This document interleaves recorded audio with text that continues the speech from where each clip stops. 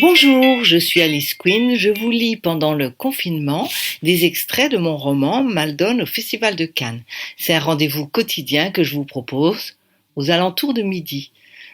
Bon, je rappelle quand même qu'il s'agit d'une comédie policière. C'est une lecture de pur divertissement qui ne concerne que les gens qui ont envie de se détendre et de se libérer un petit peu des pensées moroses que nous avons tous en ce moment, des inquiétudes, des angoisses et des questions qu'on se pose sur ce monde dans lequel nous vivons.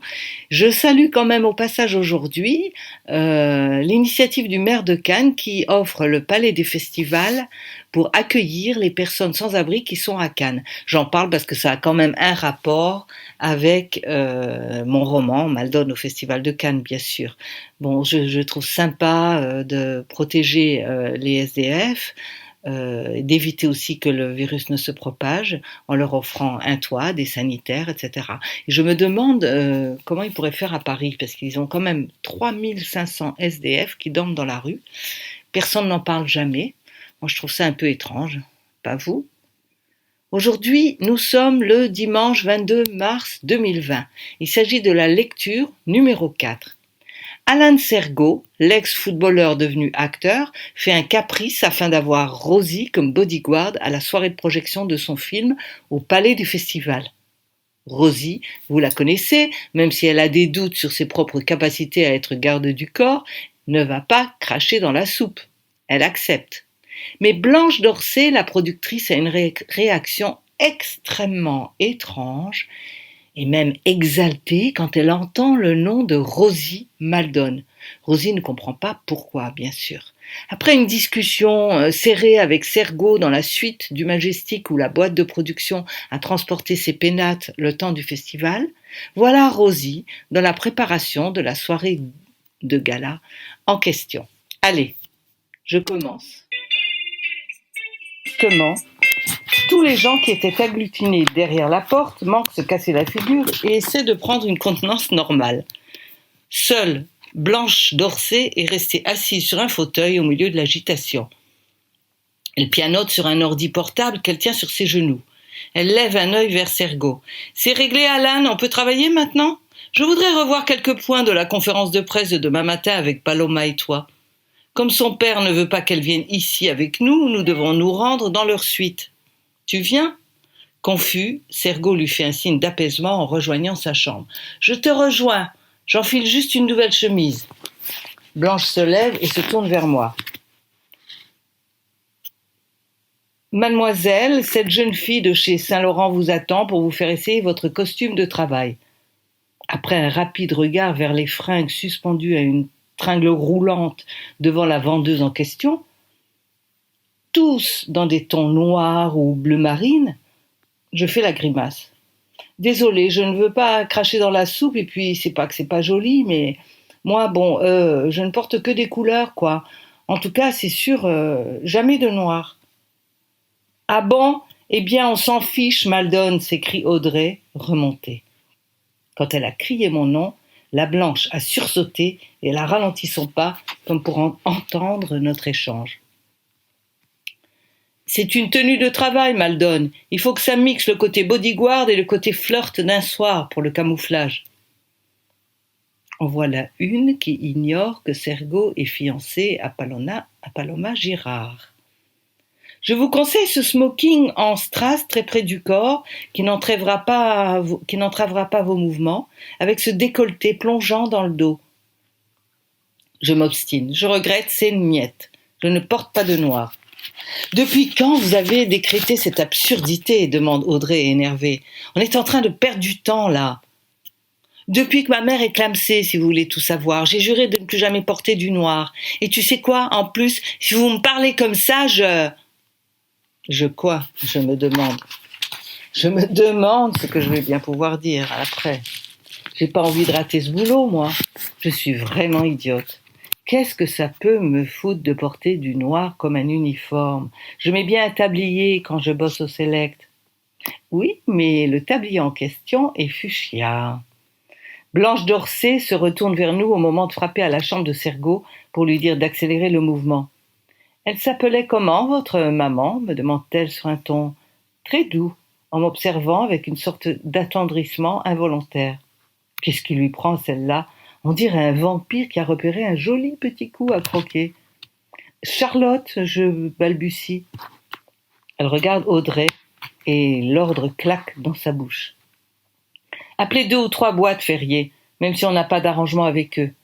Elle se retourne vers moi. Vous voulez une tenue de quelle couleur? Je sais pas moi, normale, du fuchsia, du turquoise, du jaune, du rouge, un peu d'or. Vous avez entendu, Ferrier? Vous allez bien lui trouver ça. Tapez dans de l'italien. Mais c'est quoi cette violence? Pourquoi taper? Qu'est-ce qu'ils lui ont fait, les Italiens? La porte de la chambre de Sergo s'ouvre et il en sort, tout pimpant. Je n'ose pas ajouter que je préfère les mini-jupes aux pantalons. Je me dis que ça serait exagéré comme exigence. Alors je dis rien, mais elle remarque que je n'ai pas l'air complètement satisfaite. Qu'est-ce qu'il y a encore, mademoiselle? Une couleur supplémentaire? Non, c'est pas ça. J'aime pas les futs, je mets toujours que des jupes ou des shorts. Elle lève un sourcil en me fixant comme on regarde un enfant capricieux à qui on sait qu'on va tout céder. Un short, ok. C'est plus pratique si vous devez lever la jambe pour envoyer un coup de pied, non? Je suis au courant pour ce matin. Vous ne le savez peut-être pas. Vous êtes sur tous les réseaux sociaux. Ah oui? Non, je ne sais pas. Parce que mon téléphone, il n'a ni la 3G ni la 4G, il n'a pas de forfait internet, quoi. Ah bon? Pourquoi? Me demande-t-elle avec candeur.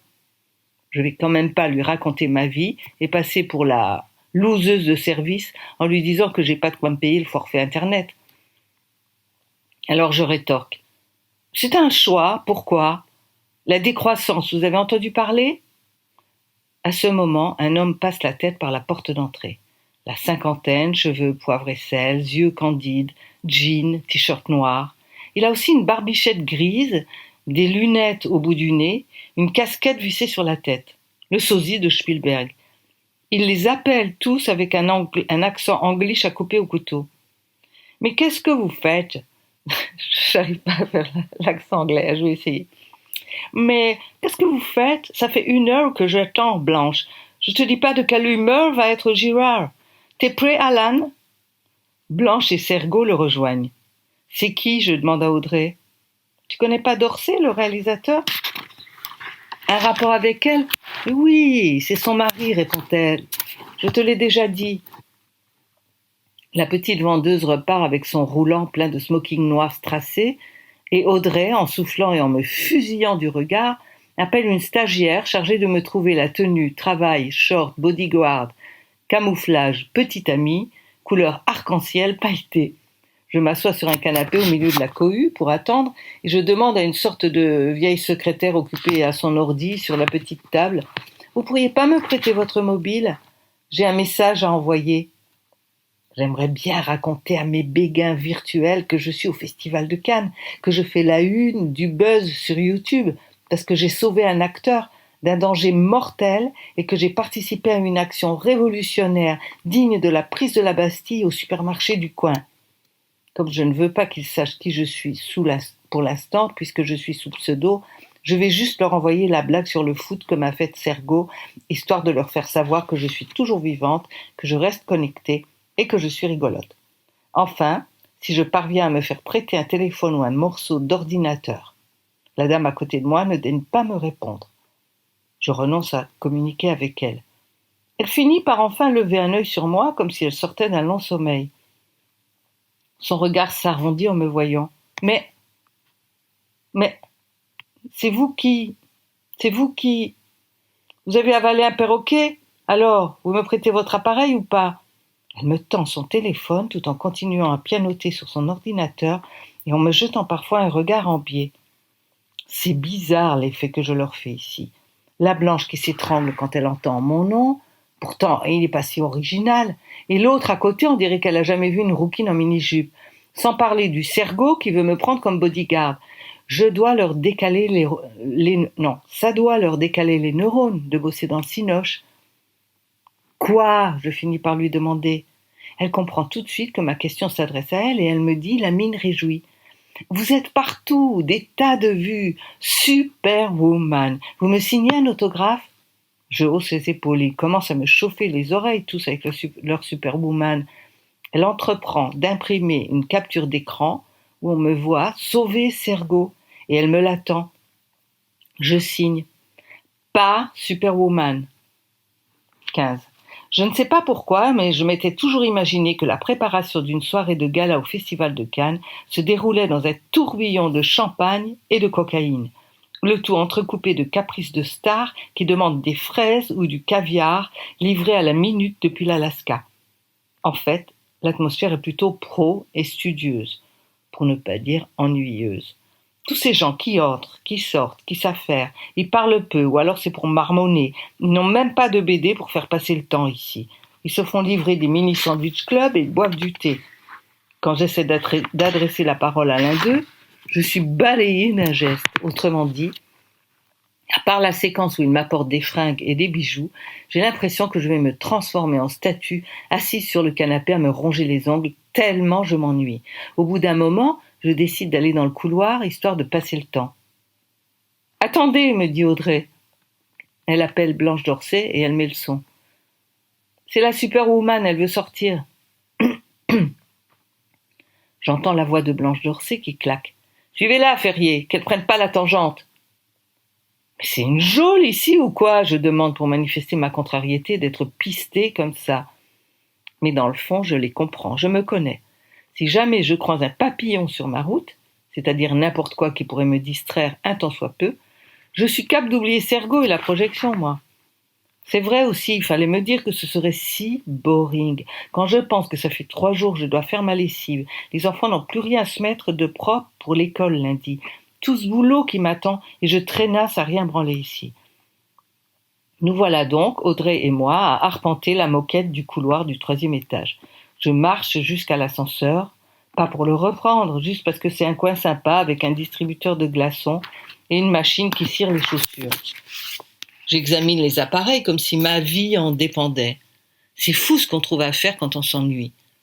Et c'est là que j'entends un drôle de bruit, comme un reniflement. « Hé, Audrey, je demande, vous avez entendu ?» Elle lève le nez de son téléphone. « Comment, vous m'avez parlé ?»« Oui, ce bruit-là. » Elle tend l'oreille. « Arrêtez de faire votre intéressante, Maldon. Vous devriez entrer dans la police, vous avez vraiment les mêmes réflexes que mon pote Borelli. Chaque fois que je lui signale quelque chose d'important, il pense que c'est pour me faire remarquer. » « Et c'est pas la vérité ?» Je m'apprête à lui river son clou quand soudain, le reniflement se transforme clairement en un sanglot ravalé. J'ouvre la porte de l'escalier de service et là je découvre une petite poupée de chiffon froissée et accroupie par terre, le visage ravagé par les pleurs.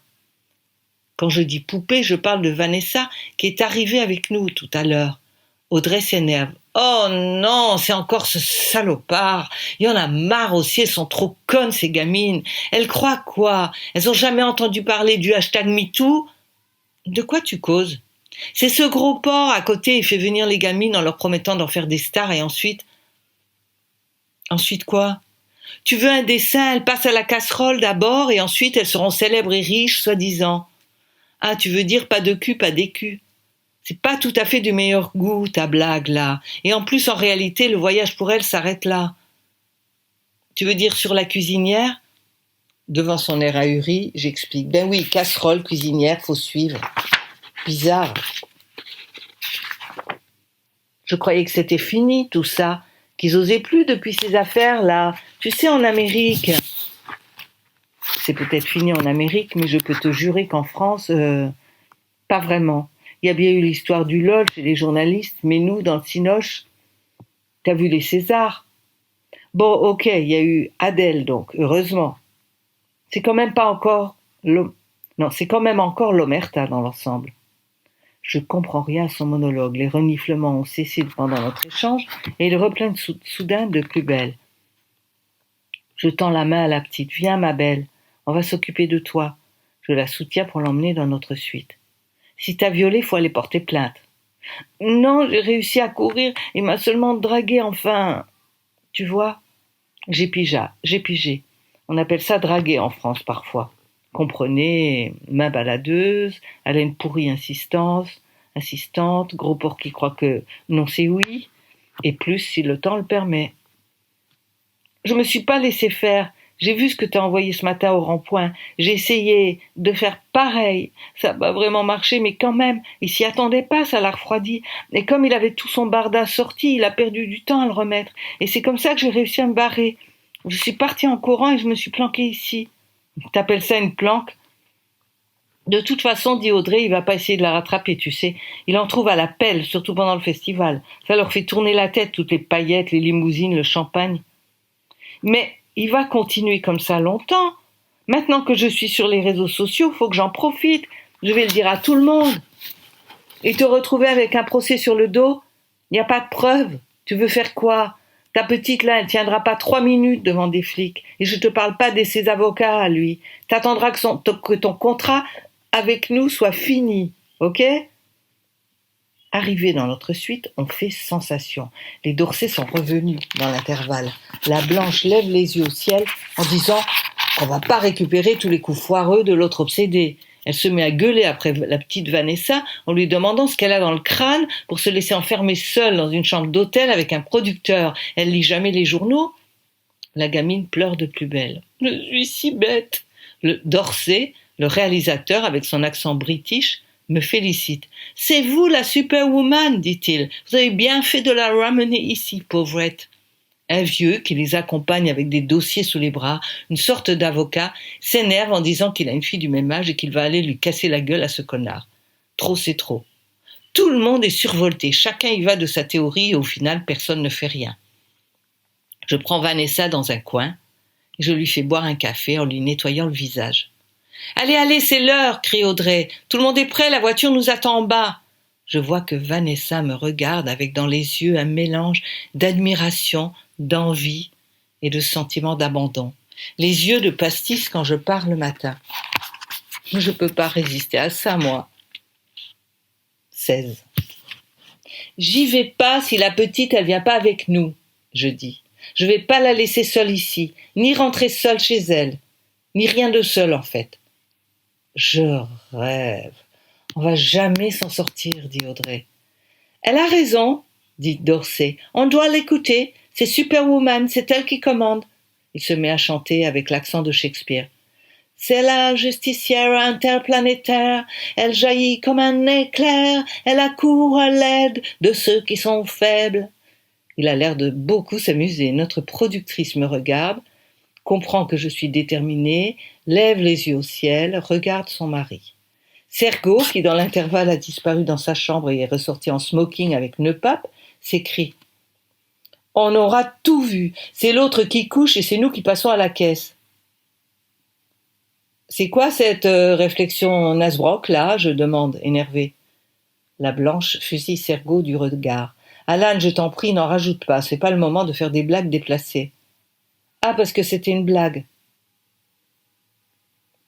Filez-lui la robe lamée or Gucci, elle enchaîne. On n'a pas le temps à perdre avec ces enfantillages-là. Allez, on fonce. Je lis dans les yeux de Vanessa un émerveillement qui n'est pas près de s'éteindre. Elle enfile la robe en question, fourre ses propres fringues en boule dans son sac à main, exactement ce que j'ai fait tout à l'heure avec les miennes, se remaquille en rajoutant une couche de son mascara qui avait coulé, et la voilà toute vaillante. Sergo m'interpelle, soudain alarmé. « Hé, Cricri, n'oubliez pas de rester près de moi, hein !» Je lui fais un salut militaire, un clin d'œil, et je me place à ses côtés. L'acteur respire mieux. Le monde de l'illusion. Audrey annonce. « Paloma est déjà en bas !» En nous dirigeant vers les ascenseurs, la porte du 320 s'ouvre et un type, genre constipé, suivi de 2 assistants fébriles, de 3 gros malabars et d'une dame très droite, sort de la pièce. C'est sûrement le fameux réalisateur abuseur. Sergo, quand mon attention est attirée de ce côté, me saisit par le bras et se serre contre moi. « Ne vous dispersez pas, restez avec moi, Cricri. » La petite Vanessa, devant, se rapproche d'Audrey tout en glissant un regard revanchard sur la bande en question. Elle triomphe. L'autre violeur est interloqué en voyant Vanessa, et même un peu vexé. Mais quand il me découvre, moi, avec mon short en lamé rose et mon faux gilet dos nu pailleté orange, j'ai l'impression qu'il se transforme en loup de Tex Avery. Les yeux lui sortent de la tête et il chuchote à l'oreille d'un assistant en me désignant. Le geste de propriétaire de Sergo à mon encontre ne lui a pas échappé et il s'approche de nous. Il parle à mon patron. Je pige bien que c'est un moyen pour entrer en communication avec moi. « Ça va, Alan ?» « Il paraît que tu casses la baraque dans ce film. C'est ton heure de gloire, dis donc. J'ai hâte de voir ça. » Et il me lance des regards en coin. Je fais celle qui l'ignore. « Ouais, marmonne Sergo. C'est pour de vrai ou que tu veux te lancer dans le cinoche ? Passe demain à la 320, j'ai peut-être un rôle qui pourra t'intéresser pour mon prochain film. » Attention, je glisse à l'oreille de Sergo, il va vous faire passer à la casserole. Mais Alan Sergo n'a pas le cœur à sourire. Il est de plus en plus angoissé à l'idée d'affronter une foule potentiellement dangereuse et il entend à peine ce qui se dit. On se sépare aux ascenseurs, chaque boîte de production prend le sien. Puis, c'est le balai des limousines. On perd de vue le satire. Tout est hyper organisé et timé à la seconde près pour que notre fine équipe se retrouve en bas des marches du palais, sur le tapis rouge, au moment pile où elle doit faire son entrée. Une petite brune mutine avance vers Sergo. Elle est vêtue d'une robe de chiffon de voile, organdie vert jade, couverte de diamants, perchée sur des talons de 3 mètres, et ses cheveux noirs de jet coupés au carré font penser au cinéma muet. Elle se pend au bras de Sergo et sourit à la foule. C'est sûrement la Paloma en question. Je suis tellement omnubilée par ma mission, si je l'accepte, que je profite mal du moment. Bon, pas grave, j'aurai tout le temps de visionner ça en replay, c'est sur toutes les télés du monde. Je fais comme Sergo m'a demandé, je me colle à lui, de l'autre côté de la brunette, tout en envoyant mon regard de lynx sur tout et tout le monde. Cet idiot a réussi à me refiler sa nervosité. Je m'attends à avoir des largueurs de bombes, un sniper, un fou à l'arme blanche, un serial killer, un terroriste, un lanceur de tarte à la crème, Dupont de Ligonnès, bref, n'importe quoi. Si ces types-là passent à l'action, ça voudrait dire, petit A, que j'ai failli à ma mission, et petit B, que je serai certainement pas payé. Finalement, notre tour arrive, crépitement de flash, montée des marches, applaudissements, appel des photographes. Mais mon Sergo n'est pas vraiment dans son assiette. Il m'agrippe très fort le bras et tout le monde se demande qui je suis. Paloma le regarde en souriant. On dirait que le voir paniquer l'attendrit. Je remarque que 2 ou 3 personnes me montrent du doigt. Moi, particulièrement. Pas Dorset, le réalisateur, pas Sergo, ni Paloma, les acteurs du film. Moi, l'obscur garde du corps. Décidément, me voilà devenu aussi célèbre que Clint Eastwood. Audrey me chuchote. Ça, c'est la vidéo de tout à l'heure. Ils vous ont reconnu. N'importe, Naoak. Pas vraiment, non. Les hashtags, hashtag Festival de Cannes, hashtag Gilets jaunes, hashtag Superwoman et hashtag Sergo sauvé par une meuf s'avèrent un cocktail explosif. Vous en êtes à 700 cas et ça n'arrête pas de grimper. Elle me tape sur le système, elle me distrait et je risque de ne pas repérer le danger s'il se pointe. Elle comprend pas que je me suis transformée en chien de garde. Je lui réponds en grondant et en montrant mes dents. Rrrr. Elle prend peur, se demande ce qui m'arrive et s'écarte un peu pour parler avec la blanche qui me jette un regard nonchalant en haussant les épaules. C'est au moment où les organisateurs de la soirée nous accueillent dans la salle et nous indiquent nos places que je les vois. 17. Ils sont à 2 rangs devant nous, debout, tournés vers notre équipe. Leurs yeux se transforment en billes de loto. Je dois faire la même tête qu'eux, et pour cause. Nous nous sommes reconnus, eux et moi. C'est le russe, mon Ruskov à moi, celui des enveloppes, du trafic de diamants et d'armes, le parrain de la Bratva. On dit aussi la mafia rouge, un vrai parrain, comme dans les films. C'est quoi déjà son nom ? Quand je pense à lui, je pense Kalash. Je le croyais à l'ombre pour un moment. On dirait qu'il est sorti et que ça va plutôt bien pour lui, puisque le voilà dans la grande salle Louis Lumière du Festival de Cannes. Et devinez qui sont les 2 gus qui l'entourent ? Piotr et Marco. Et oui, crétin et abruti. On prend les mêmes et on remet ça. Pourquoi changer une équipe qui a fait ses preuves, hein ? J'ai comme une impression de déjà-vu. Les yeux de Kalash lancent des éclairs, mais il détourne la tête et fait celui qui ne m'a pas vu. Quant à abruti et crétin, leur mâchoire va se décrocher. Je remarque que mon parrain russe discute avec un petit trapu, petits yeux méchants, qui dégage un petit air d'autorité indéniable. Le petit Rabelais fait un signe de la main de notre côté. Je cherche autour de moi et je vois Paloma Girard, gloussante et frétillante, qui lui répond d'un geste discret. Elle a lâché le bras de Sergo qui fait semblant de ne rien voir de cette petite comédie. Ce type doit donc être le père Girard, dont il m'a parlé, le fameux Girard, Henri de son prénom, propriétaire de plusieurs clubs de foot en Europe, dont celui de Monaco. Il se penche vers un Chinois qui est à ses côtés. C'est une pub Benton ou quoi? Grand, élancé, allure jet set, le gars est entouré de plusieurs escort girls de différentes ethnies. La pub continue. Le Girard lui désigne sa fille avec fierté. Sergo se penche vers mon oreille. Ne le regardez pas, ce salopard, ne le regardez pas. Il veut que Paloma épouse ce type fourbe et salace. C'est qui? Quoi, vous le connaissez pas? C'est Henri David Hu, l'étoile montante du foot chinois. Mon père est à la tête, son père est à la tête d'une triade. Il est à la fois héritier du trône et propulsé artificiellement dans le monde du foot. Un peu comme vous alors, monsieur Sergo. Très drôle. Ne vous dispersez pas, monsieur Sergo. Nous sommes en terrain découvert. Vigilance, c'est tout. Concentrez-vous. Je continue à superviser toute la salle, au cas où, et ça carbure sous mon ciboulot. S'ils sont là, c'est qu'il y a une bonne raison. Je dois redoubler de vigilance. C'est sûrement pas pour rien qu'un type de la mafia rouge et un asiatique fils à papa se pointent comme par hasard à cette projection et s'affichent aux côtés d'un président français de club de foot qui, probabilité incroyable, est le père de la jeune première. En principe, ils n'ont rien à voir avec le cinoche, ces gogos-là. Je me penche vers Sergo, toujours accroché à mon bras. Vous les connaissez? Quoi, qui? Les types, là, le parrain russe et l'autre, le petit gros. Il pouffe de rire et demande, c'est votre parrain? À croire qu'il fait l'idiot exprès. Audrey a entendu toute notre conversation et me glisse dans l'oreille. Ce sont nos sponsors. Pourquoi vous dites que c'est un parrain? Ah, parce que la Dorsey, elle a accepté ce pognon sans même vérifier le CV des donateurs.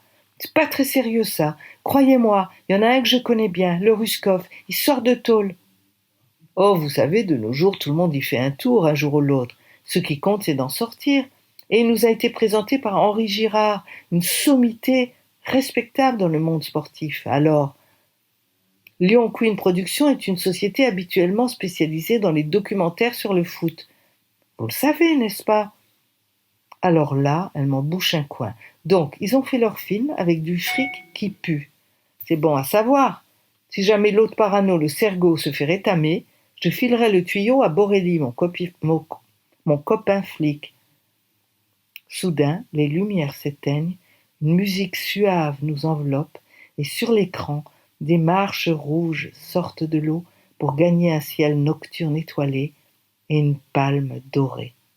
J'ai l'impression que c'est moi qui gravis ces marches et qui à présent vole dans les cieux magiques. Je m'installe confortablement dans mon fauteuil pour regarder le film, à gauche de mon nouveau boss, quand il me tire brutalement par le bras. « Qu'est-ce que vous faites » me rabroue-t-il. « Debout, on y va !» Tous les membres de l'équipe, courbés en deux pour ne pas trop se faire remarquer, sortent rapidement de la salle. Vanessa ne veut pas partir, et elle reste seule au milieu de la rangée. « Tu me raconteras, je lui dis. »« D'accord, promis, Rosie, répond-elle, toute fière d'avoir une responsabilité. Voilà, j'arrête là. Suite demain.